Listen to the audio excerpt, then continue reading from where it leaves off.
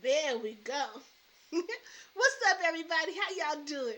Welcome to another episode of Toyzilla Streams Book Club. Now, for those of y'all who've been keeping up, we are now about to start the second book of the Looking Glass Wars Trilogy, Seeing Red by Frank Better. Now, for those of y'all who have not read the first book, or haven't caught up with any of the videos, they're all up on YouTube. Just search Toyzilla and look for that bear bot symbol. Y'all see what it looks like right up there. Yeah, on the video somewhere. Y'all can see it. But we'll go ahead and get started with today. Chapter 1 is kind of long, so we'll only be doing that one for our introduction, and I hope the child will enjoy. If you feel like while you're reading, you want to make some artwork and send it in, y'all let me know that y'all want to do that. If I get more comments saying that y'all want to make the artwork, y'all want it to be shown on the show, then I'll start giving y'all places to send it. You know, virtually, of course. Y'all know everything going on. But let's go ahead and get started, shall we?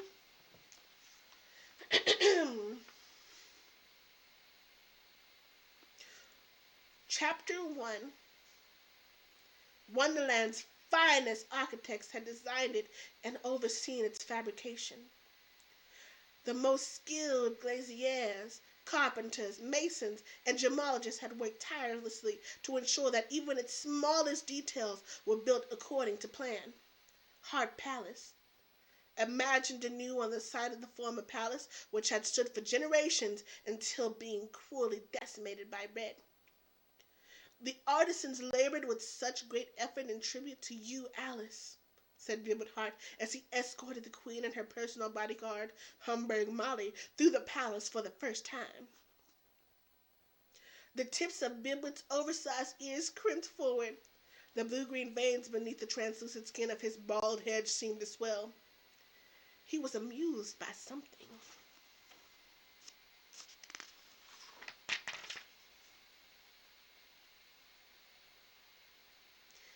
I need no tribute, Alice said. Biblet's eyebrows leaped up and his eyes widened in pleasure. So that was it. He had just wanted to hear her say it aloud. Why, he never tired of hearing her expressions of selflessness. Alice couldn't understand. It was as if he thought they proved the kind of queen she was and always would be. But if he only knew. I am far from selfless. You might not need a tribute, my dear Alice, Biblet went on, but the citizenry does, and those responsible for this magnificent palace? Huh, Molly said, shrugging open her millinery backpack, its various blades and corkscrews snapping to the ready. Have vowed that it should serve as a monument to white imagination, a declaration of your ascendancy over the, how shall we say, more sooty machinations of black imagination. The palace is an emblem of hope that you will. Yeah, Molly grunted, retracting the weapons of her backpack with a shrug. Return our nation to the peace and contentment of your great-grandmother's reign, when it is supposed the queendom had never heard of dissension. Here we have the ancestral chamber. Biblet guided Alice and her bodyguard into a room whose vaulted, bejeweled ceiling twinkled purple and gold. In marbled crystal frames around the room hung screens of Alice's parents, grandparents, and great-grandparents, the generations of hearts who had ruled in the service of white imagination. Hiya! Molly, please, Alice said. Sorry. Molly shrugged a last time, the knives in her backpack folding shut. The millinery, Wonderland's elite security force, had been officially reestablished, and the girl had taken to dressing in the uniform of its former leader, Hatter Madigan. The long coat that flared out behind her like a cape when she ran, the deadly belt that, with a punch of its buckle, sprouted a series of sabers along its surface, the bracelets that could snap open and become propeller blades on the outward side of her wrist, the backpack. I haven't seen this much optimism since I was a young albino graduating from the Tudor Corps, Bibwood sighed as they left the ancestral chamber and continued down the passage. But it's best to tell you now, Alice, that Queen Ice's reign was not as peaceful as Wonderlanders believe. There will always be those who unfavorably compare the present with a past they suppose happier than it was, not having lived through it, as I have. I can't imagine you as young, Bibwit, Alice said. He was being quite the chatterbox today. She would have thought her tutor had attended too many royal festivities to get excited by them any longer. But didn't she know better? It wasn't the gala itself that had raised his spirits so much as it was her first official function as Wonderland's queen. This is one of the libraries, Bibwood said, showing them into a paneled room crowded with books, scrolls, and reading crystals. Only 3 lunar cycles had passed since Red's defeat, and yet the pressures of Alice's position were wearing on her. She didn't want to let anyone down, least of all Bibwood. He was the closest thing she had to a father since her Aunt Red had murdered her parents. Don't you agree, Alice? He asked, interrupting her thoughts. About what? I was just telling young Molly. I'm not young, Molly blurted. The tutor paused. In the short time since Red's defeat, the girl had grown at least a wormy length, and the cute slope of her nose had straightened somewhat, as if in anticipation of the handsome woman she would soon be. Y'all, real quick, don't ever call a woman handsome. That's just another way to say she ugly. We all know it. Don't do it. Back to the book. But her unlined face, her pillowy cheeks, and her strong, clear eyes turned defiantly upon him. She was nothing if not a child. No, Bibwood said. After what we've been through, I don't suppose any of us could be called young. Although, as Alice has kindly pointed out, it's unlikely anyone would have dared to think me so. My apologies, Molly. But I was saying that although the principles of white imagination do not concern themselves with the luxuries so plentiful in the new palace, its opulence might be said to represent a time when beauty could exist in Wonderland, unmolested by greed or other ill intent. Hard to believe this is where I'm to live. The crystal shimmering spires and agate mosaic artworks, floors inlaid with jasper and pearl, walls of quartz and stone and glittering mortar. It was also unfamiliar and much grander than the former palace. Alice might not care overly much for such things, Bibwood was saying as they again continued down the passage. But on occasion a queen must follow instead of lead. The wisdom comes in knowing when to do so, and in this instant, Alice has wisely chosen to follow the will of the people. Bibwood's ears twitched. We have company. Alice soon heard footsteps approaching. General Doppelganger appeared at the end of the hall, his military boots clicking on the polished floor. He bowed repeatedly and began talking before he reached her. My queen, 3 decks of card soldiers have been dispatched to guard the perimeter of the grounds. The White Knight and his chessmen will be stationed inside the palace and its gardens. They have promised to be as inconspicuous as they can so as not to worry your guests, but, Alice laughed, they are chessmen, General. They will always be a trifle conspicuous. That's so, that's so. The General ran a fretful hand through his hair and slit into the twin figures of Doppel and Ganger. We urge you to reconsider, said General Doppel. It's a risk to have invited so many to the palace all at once, agreed General Ganger. We don't wish to cause needless alarm, but will be vulnerable to disruptions from any enemies we still have among the populace. To say nothing of the risk to you personally. Queen Alice can take care of herself, said Humbug Molly. And besides, she has me. In one swift motion, Molly took the Humbug from her head, snapped it into a flat, knife-edged disc, and sent it zigging down the hall and back. She caught it with a flick of the wrist, returned it to its innocent Humbug shape, and plunked it on top of her head. Always wanting to prove her worth, even though she's proved it tenfold in battles. Humbug Molly was still too inexperienced to have mastered the millinery ethic of keeping her emotions hidden, an ethic Hatter Madigan had epitomized to perfection. Your diligence and concern are appreciated, as always, Alice told the generals.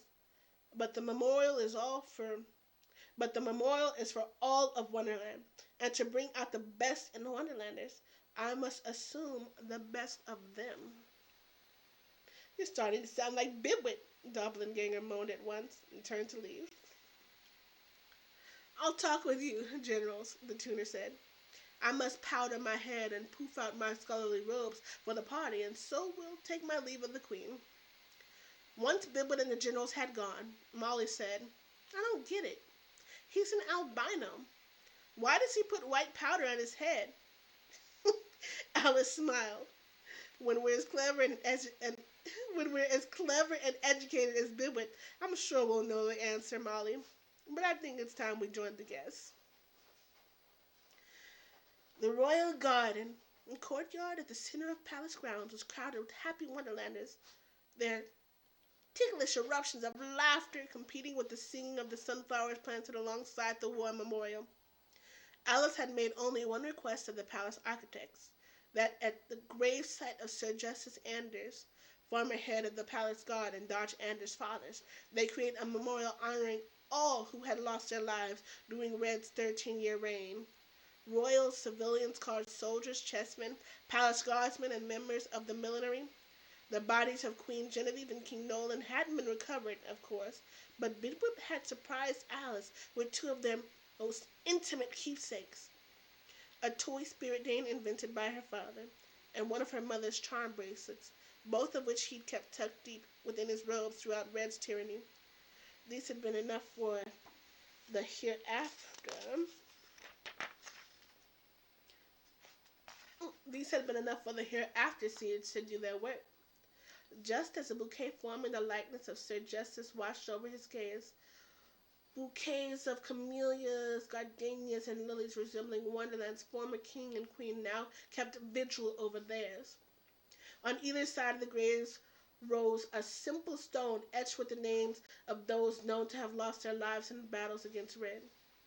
Behind all, an obelisk of emerald green in recognition of those who had gone missing during Red's occupation and were now, to their families' grief, presumed dead. I've never seen anything like this, Molly said, looking around at the variety of people and creatures in the courtyard. You've got street vendors mingling with suit families as if no one's blood is purer than another's. Alice knew this to be a constant theme with Humbug Molly. Half civilian, half milliner, the girl was particularly sensitive to matters of race and class. I don't know, Molly. Judging by the look on Lady Diamond's face, I'd say you overestimated things a bit. Alice called out to the ranking lady as the walrus butler passed by with a tray of wonder crumpets. Have a wonder crumpet, Lady Diamond. Ah, a wonder crumpet, yes, said the lady, taking one but holding it far from her mouth with no apparent intention of bringing it closer. You do know how to throw a party, Queen Alice. You think so? I wouldn't have supposed you enjoyed brushing against so many Wonderlanders of lesser rank. I don't know what you mean, the Lady of Diamonds huffed. Alice didn't trust the Sioux families, but there had been no proof of their conspiring with Red either before or after her overthrow of Queen Genevieve, nor had there been any proof of their engaging in outlaw activities that could have secured a conviction in one Metropolis's courts. As much as Alice could have liked the Sioux families gone, there was politics to consider. Red had kept them around after her coup for similar reasons. Their relationships with business leaders, government officials, and the arbiters who decided the guilt or innocence of the ill-fated brought before them in the name of jurisprudence. Only Jack of Diamonds had been prosecuted. Bibwit's and the walrus butler's evidence against him, too overwhelming to ignore, found guilty of treason and racketeering. He'd been punished accordingly. But why poison my brain with thoughts of Jack Diamonds? Why, indeed, when Dodge Anders had caught her eye from across the courtyard? It was the first time she was seeing him in his uniform as head of the palace guard. She'd almost forgotten how handsome he could be when dressed in formal attire, as if it were possible to forget. She had always thought his she had always thought his was a rough-hewn handsomeness, the four parallel scars on his cheek adding to his looks rather than diminishing them. She'd been thrilled when he requested his father's former post and interpreted it as meaning that he would abide by a guardsman code instead of avenging Sir Justice's death.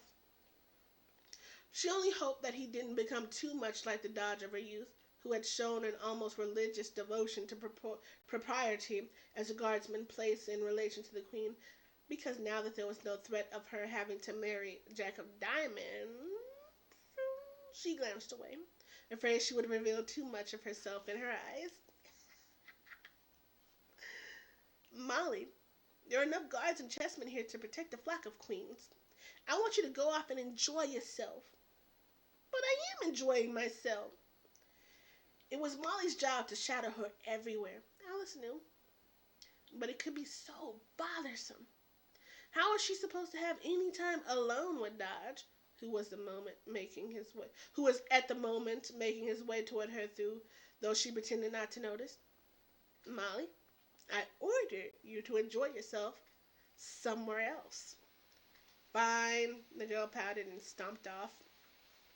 Alice kept her eyes to the ground. She tried to think of something clever to say to Dodge, but her mind filled with the sort of things she might murmur to any old stranger. How are you? Lovely weather we're enjoying. At least we have our health.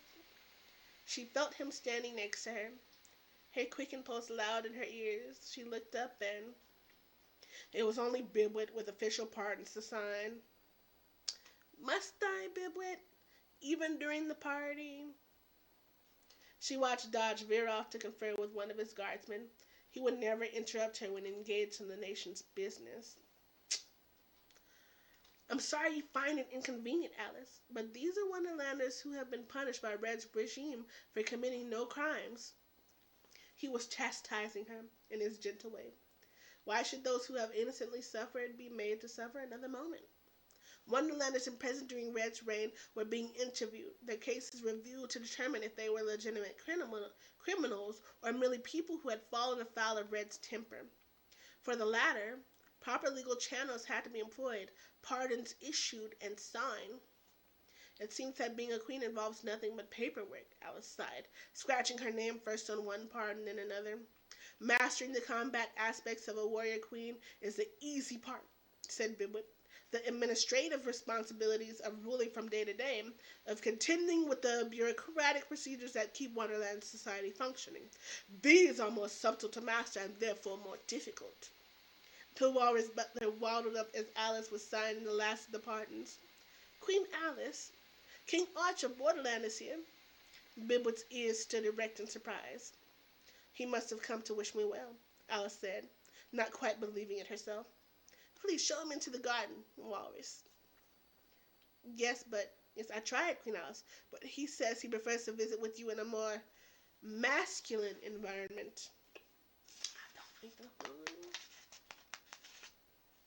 And where would that be? In the briefing room. Excuse me.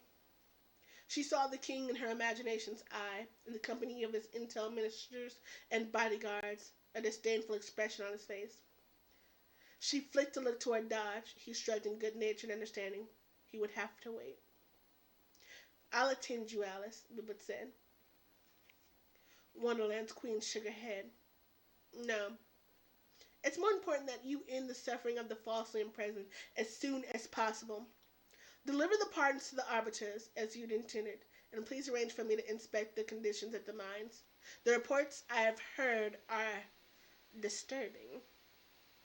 The tutor appeared uncertain. Don't worry, Bibwit. Arch can't do nothing to me. On her way out of the gardens, Alice passed the Lord and Lady of Diamonds, who were talking with Humbug Molly. The lady suddenly raised her voice as if to make sure Alice heard what she was saying.